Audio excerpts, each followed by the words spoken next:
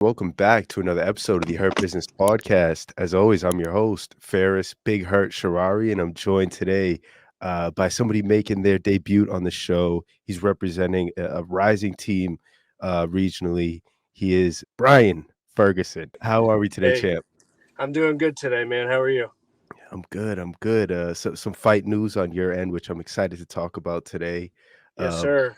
But before we even talk about any of that, I want to go way back to your early rising into athletics. I like to start with fighter nicknames. I didn't see one in doing research for you. Is there not one out there? Uh, I don't really have like a legit nickname, but I mean, they call me Bloody Brian at my gym because I just bleed a lot, and it's fine with me. I like it. I like it. Yeah, So it goes Brian Bloody Ferguson or Bloody Brian Ferguson. What do you Bloody prefer? Brian Ferguson. I like it. I like it. I like it. Yeah. And do you prefer that one or like growing up, were you like, this is a cool fighter nickname? I hope this is mine. Nah, Carolyn Powell gave me that nickname. So my coach's wife and our manager and gym mom and everything in between. She does everything for us, but so she's the one who started that. Nice, nice. Well, talk to me about growing up, man. What sports did you play growing up? Growing up, I played literally everything. Anything with a ball, I played it. I played soccer. I played baseball, basketball, uh, lacrosse, anything. I was always playing sports as a kid. That was my thing for Y- quite some time. Did you have a favorite one? Yeah, lacrosse was my favorite. Nice, That's what I ended up focusing on in like high school. nice. Did you have any aspirations of like playing it at the next level or anything like that? Yeah, I got recruited to play in college. I was all state honorable mention. I didn't pick up a stick until I was a sophomore in high school though. Like I didn't play, but as a sophomore, I was like, I want to do this. I'm going to be a lacrosse goalie, and that's what I did, man. But I got recruited to play in college. I played for the fall team at Plymouth State for like a couple weeks, but I was like too deep into drugs at the time, man. I couldn't show up for anything, you Mm. know. But So what led you to fighting? so what led me to fighting is I always kind of had an interest in it. You know, my dad got me into the UFC like when I was like probably 16 or 17. I remember seeing one of the season finales of The Ultimate Fighter. I think it was in 2014. I can't even remember who it was at this time. If I think of it, I'll come back to it. But so we watched one of those at the MGM, and then I was kind of into it. And then I saw some Connor fights, like the big Connor fights, like the Aldo fight and stuff like that, growing up. And yeah, and then I just always wanted to do it, but it kind of slipped away as I kind of got deeper into like addiction and things like that, which I'm pretty open about. Um, and then after COVID, I was like, kind of right when it was dying down, everything was opening back up. I was watching. Uh, I don't remember exactly what card it was, but I remember the fight. It was Shane Burgos versus Edson Barbosa, the delayed Ooh, knockout fight. ooh, And dude, I just thought that was like the coolest thing ever. I was like, these yeah. guys are bloody. This looks so fun. They're just standing and trading. I was like, damn, I got to do this. And then I looked up MMA gyms near me. First one that popped up, Nostos MMA. I was like, oh, I'll wait a couple days to text. And then I got the number off the website. I texted Devin. And at this point, I was 265 pounds at this point, like 260, 265. I texted Devin at like, I think it was like noon. And I was like, hey, man, I really want to come in and try a class. And then I just like slammed down a Chipotle burrito. And then like, it was like 3:30 and class started at 4:30. And Devin texted me. He's like, yeah, man, come through. I ended up going and I just fell in love with it the first time I stepped on the mats, man. Your first time on the mats, was it with Devin? My first time on the mats was with my striking coach, Nick Miles. So he Mm, was the first person I ever got any type of training from.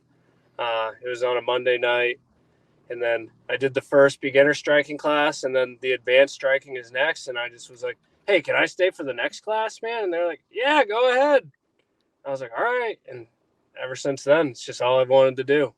Awesome, dude. Awesome. Well, you mentioned addiction. You mentioned being 265 pounds.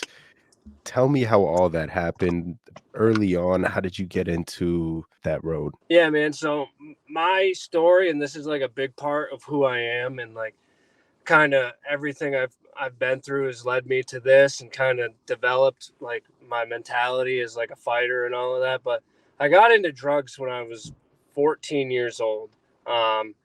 The first drug I ever did outside of marijuana was Adderall, and then after Adderall, I started, messing around with pain pills, and then by the time I was uh, at 14, I was messing around with heroin, and I got addicted to heroin from like 14, 15, all the way up till I got sober at 20 years old. 21 years old, I should say. I got sober at 21. And yeah, it was a long road. I managed to hide it pretty well throughout high school, just because like I didn't really draw a lot of attention to myself. I like was like a very average student at best. Like I was the kid who didn't do any homework, but I'd show up to school and I'd pass the test just enough to graduate high school with the best 2.2 GPA you've ever seen. Um, but even then I was able to like still play sports, but like they slowly dropped off, like my sophomore year, I remember I quit playing football and I just played basketball and lacrosse. And then my junior year, I quit everything and just played lacrosse. And then my senior year, just played lacrosse. And that's all I did, man. But every day I was still getting high before or after school. Didn't matter. Uh, From the time I was 14 till I was 20 years old, I didn't spend more than 4 or 5 days sober. At most. And usually it wasn't by my choice. Usually it was because I didn't have any money. mm. I was just gonna ask that question. I mean, as a young kid, like we obviously don't have money to supply an addiction like that. How were you supplying yourself? How, were you making your own money? Yeah, I've worked since the time I turned 14. I got a job that Uh, literally the day I turned 14 working at McDonald's. mm, So I was doing that, and then, just teenage things, selling weed, selling Adderall, yeah. shit like that. I was anything that could make me a couple of bucks, mowing lawns. I hustled. Mm. Respect to you for doing that. And then you got to 265. Was that just off eating and bad habits? Yeah, so I got sober at 20 years old, IV heroin addict, multiple overdoses, and all of that stuff, man. I've been through the gutter, truthfully. Homeless, messing around in Lawrence, Massachusetts, getting arrested, going to jail. So this guy eventually like gives me an opportunity to go to rehab for free. I'd been to like 7 other rehabs at this point. This guy who owned a treatment center was like, I called him up. I was like, listen, man, I really need some help. I don't know what I'm gonna do, but if I keep doing this shit, I'm gonna die. I've already died multiple times. Like I need some help, And he was like, all right, man, you're going to rehab today. Pack your Wow. stuff. Don't leave your house. And then next thing you know, there was a white van out front, and I'm in rehab and did that for 60 days. But when I got out, man, I just, there's this thing called like sobriety weight, you put it on. So when I went to detox, I was like 135 pounds soaking wet. Mm. To put it in perspective, I walk around in the 180s, 190s nowadays. So I couldn't make 35 if I chopped off a leg now, truthfully. Yeah. Uh, but you pack on the sober weight, and then COVID came around when I was about 2 or 3 years sober. And yeah, man, I was just eating, smoking 2 packs of cigarettes a day, Mm. vaping, completely unhealthy. Like the most depressed I'd ever been. Uh, You know, if it wasn't for my 5-year-old daughter and like the sport, I don't know where I would have wound up. You know, I Mhm. could have easily been another statistic. I seen your daughter throughout your Instagram, and you look like a great father, brother. I wanna commend you on that. Thanks. What part of you was like, "I gotta change my life"? Was it just that guy that was like, "This is available for you," or was it something inside you that was like, "Yeah, this gotta change"? With addiction, man, you really can't stop until you really want to stop. Uh, you know, it's as messed up as it is to say, like, and whether people believe it or not, like I constitutionally like did not have the choice. There were so many times I wanted to stop, but I just could not bring myself to stop. My parents loved me more than anything in the world, begging me to stop.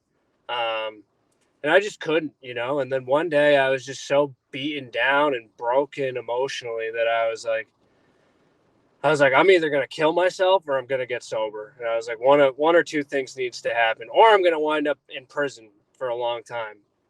Because when you're in that life, you're in that life. Doing whatever to get by, stealing, robbing, um, you know, committing all sorts of crimes that I don't know the statute of limitations on, so I'm not gonna talk about it. But yeah, man, you do what you got to do, but Yeah. I just knew that I had to change. I was like, if I don't change, I'm not going to be around, and I wouldn't have the life I had today. I have today. Crazy, bro. I didn't know any of that, to be honest. I seen your last post on Instagram. Of course, ironically, you're fighting on 420. Yeah, Uh, I seen your caption. You mentioned being sober for 5 years. I didn't know any of that. So yeah, that blows my mind. It's crazy that you're able to pull yourself out of such a dark hole and build yourself into a fighter, a father, a great person, a funny yeah. dude. So props to you, Try. bro. Props to you. And now getting back onto a bit lighter topic, your gym. You Yes, guys have sir. made some serious noise in 2023 and have Yeah. already sparked some fire in 2024 that combat card a few weeks ago Yep. with Kyle Hill, man. He came out of the blue and he's starching top dudes. So tell me about Yeah, man. Nostos. What is it that you guys are doing that is creating killers? Well, listen, man. Kyle, it came out of the blue to the world, but Kyle has always been that fucking good. I'll tell you that much, man. Not always been that good, but since I've been around, Kyle has been that good. You know, and he gets even better. He's obviously better than he was 3 years ago. But when I came in, dude, Kyle was still a killer. Just people didn't know it yet. He's only 22, man, and he's an inspiration. Truthfully, that kid works so damn hard. Um, Great training partner, great person to learn from. But yeah, man, what we do is Devin Powell just runs a tight program, tight ship. The only people fight who deserve to fight, who work to fight, and that's what it is. You know what I mean? And it's a combination of Devin and then the people that come underneath Devin. So like our pros, put all their wisdom into the Amis, and then the Amis, impart some wisdom onto the people who want to become fighters. And it's just like that ever growing cycle, but we don't gatekeep each other, and I think that's the big thing. Um, we all want to see each other get to the peak. It's an individualistic sport, but we have a big team approach to it. For sure, and you guys definitely show out every time out. You see not just the fighters, but, like, there's a whole section of the stands all reserved for Nostos MMA tees, and it's a really inspirational thing. Talk to me a little bit more about Devin Powell and his wife, Carolyn, and their impact on young fighters, in the gym. Yeah, man. I mean, it's just it's just awesome. People see it. They see us working hard. They see kind of what it's all about, and people want to be a part of that. We got Alex Bailing, who made his debut on that card, who was a dog fight, man. Kid's only been training for a year, and he's got that dog in him.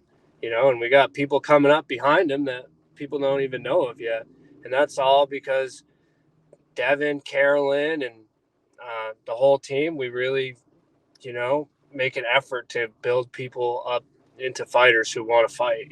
So we have a beginning sparring program that's run by fighters, by Devin, by whoever, and it just leads people up, man. So it's really like I don't know, roots. We start from the bottom up. Build a guy up to the top, man. Yeah. You guys had some fun figures in the sport of martial arts visit the gym last year. Stam Yeah. Fairtex, Matt Brown. Was there a piece of advice that one of those 2, or I think there was a 3rd person, I can't remember off the top of my head, who stopped by? We had Nongo stop by as There well. we go. Yes, sir. Yeah. Was there a piece of advice that, they gave in their seminar that sticks out to you? Uh, Nongo was Matt Brown and Nongo were like two guys that I really tried to grab a lot from. I had a private session with Nongo, and he's like, despite the language barrier, I can get a lot out of what he's saying, and he's just so humble, such a simple guy, you know, train, train, train, fight, fight, fight, don't stop showing up, that's the advice, it's no matter what happens, you just keep showing up. The sport will be there for you. It doesn't always love you back, unfortunately, but it's always there. If I couldn't fight, I would still train, because of what the sport gives me. But I have that competitive edge, so I fight. Mm, But that's a great Nago, man, he's just so humble, and the way that the Thais look at fighting is just like, it's just so respectful and so honorable. And it's like, they don't fight each other out of hate. You know mm, what I mean? They fight each other to put on a good show, to make some money, and they fight for themselves. Essentially, they fight their inner person, and I really like that. for sure. Would you ever go up to Thailand and train out there, spend some time? Yeah, man, it's a goal of mine. It's For a sure. it's a dream. I want to get to Thailand at some point. Yeah. There's It's a never been must a do. person I've talked to that, like, that's been and experienced that culture, the Thai culture, and lived with, those guys out there and hasn't had nothing but great things to say about it. Yeah, my buddy Colton, he's a bodybuilder, camera dude. Um, he lives out in Thailand, and Oh, shit. yeah, if he moved out there, and he loves it, man. He tells me all the time, like, bro, you got to get out here. He lives in Phuket, Okay. fuck it, Phuket, whatever you want to call it. I love that, man. I definitely wanna visit Thai at some point too. The street food, you heard about Yeah, that? You heard about their street food? Their culture, it looks so delicious. yeah, man, it's a must. It's a must. Back on the topic of fighting, you mentioned if you weren't fighting, you would still be training. Yep. And that's a perfect transition to my next question because I wanna ask, how do you think the sport has shaped you, uh, in terms of your character, in terms of your mindset, in terms of how you approach life outside of the cage or the gym? Yeah, I mean, fighting in the sport shows you like so much self control and respect and honor and being humble and all of these important things that you can take into any aspect of your life, man. Uh, right? If you can hone these feelings of anger, depression, and put it into your training, then that helps, and it also helps you remain disciplined. Like if you show up and you can control your body, muscle mind connection, man. If your body is disciplined, your mind is disciplined, uh, and I believe that. And it's like treating others with respect, regardless of any type of cultural, sexual, any type of background, treating your stuff with respect. So, like treating the mats and the equipment with respect brings out like treating our earth with respect, and that's just how I view fighting in life now. It's just like about respect and honor and being humble, and that's what it is, man. That's a beautiful approach, man. That's honestly like if everybody could carry themselves like that, the world would be a way greener place. Yeah, and I didn't carry myself like that. I'm 0-2, 0-1 in Muay Thai, 0-1 in MMA technically, and like my first fight with Sean Wakefield was was great, and I felt like I was myself in that performance. But my second fight against Timmy Walsh, good kid too, wicked good dude. Me and him talk, but I wasn't myself, man. I went out there trying to be somebody I'm not. truthfully. Playing around with things. I know who I am now. Like that, the 15-month layoff really helped me shape myself. And it's really just about honor, respect, integrity. I'm never going to be the type of guy who has something bad to say about my opponent or their gym or anything like that, man, or even try to get in somebody's head. I'm there to fight, and I'm there to win the correct way. Mm, Again, if everybody carried themselves like that, dude, the world would be so much better. Yeah. Everybody could do martial arts, man, and the world would be a better place. Yeah, so that's the formula to solving all the problems that we have on this earth. Just everybody should just fight, get in the gym, just spar each other, and learn the right way and respect. Uh, Yeah. but it's rare I get the chance to interview somebody so early in their amateur MMA career. Yeah. Tell me some of your long term goals. Where do you want to take the fight career, or is it something you're just like, who knows? We'll see where it takes me. I mean, I have goals in my head. You know what I mean? Like, I want to take this thing as far as it'll take me at the end of the day, but also keep it in the back of my mind. Like, I got to be adaptable as well to life, because we never know what life carries me. So, carries, I'm one fight. Every fight is a fight away from being your last fight at the end of the day, man. Um, Anything could happen in there. And it's like, this isn't martial arts will always be a part of my life, but fighting may not always be a part of my life. So, I mean, I want to fight. Like, at the end of the day, I love to fight. Like, that's what I want to do. And I'd love to take it as far as I could, but one thing life has shown me is that nothing always goes to plan. And so if the world and God has other plans for me, then so be it, but my plan that I want is I want to fight, man. I want to make some money off of this thing. Hell yeah, dude. And you are fighting 420 Yep. NEF. Tell me about your feelings on the fight, excitement level. What are we about a month out? About Yeah, I 3 say three and weeks-ish? a half weeks. What's the Three and a mindset? The mindset is exactly like I told you, man. I'm going in there. I'm focused on myself. I'm focused on my teammates. Um, I the kid I'm fighting, his name's Hagen Driscoll, I believe. I'm sorry if I'm pronouncing his name wrong, but believe that's his name. He's 0-0. He's from Titan Athletics. He trains with like Eddie Davis and Devin Corson, who all good dudes. I've trained with Devin Corson like once or twice, and I've talked to Eddie Davis before. Wicked nice guy. He fought Kyle Pufall. They had a great fight.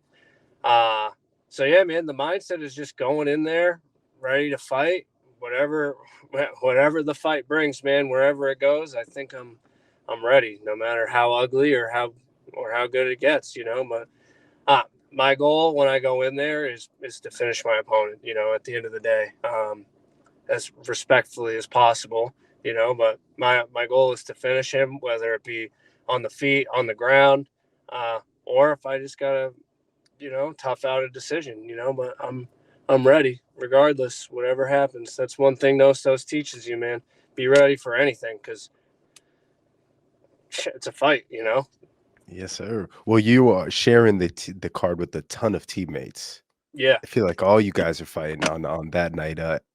And what are your thoughts on sharing the card with teammates? Is there a little more excitement, a little less excitement, a little more nerves? What are your thoughts on that? I would say it's less nerves. It's a fight.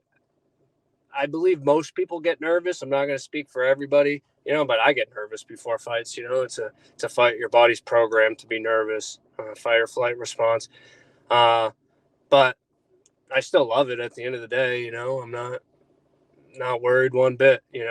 Um, in regards to what it's going to bring. But I love having my teammates there.